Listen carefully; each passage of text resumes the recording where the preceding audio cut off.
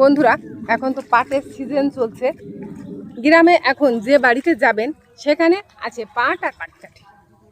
পুরো গ্রামটা জুড়ে আছে যেন পাট আর পাটকাঠির সমাহার।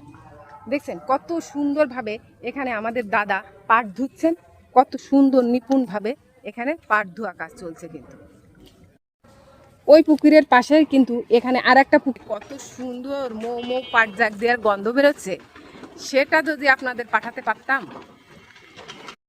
এখানে নেই সেই শহরের কোলাহল, নেই কোনো পেট্রোল ডিজেলের গন্ধ। এখানে এখন চলছে পাট জাগ দেওয়ার পাটের গন্ধ। পাটের কিন্তু একটা গন্ধ আছে। রাস্তার পাশে, বাড়িতে, উঠানে, বাড়ির ছোটোখাটো ছাদের উপর সব জায়গায় এখন পাট আর পাটকাঠির সমারোহ।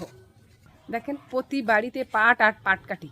আর আজকে প্রচণ্ড রোদও হচ্ছে, সবাই পাট শুকানোর জন্য, পাটকাঠি শুকানোর জন্য খুব ব্যস্ত। দেখছেন যেদিকে তাকাবেন পাট আর পাটকাঠি।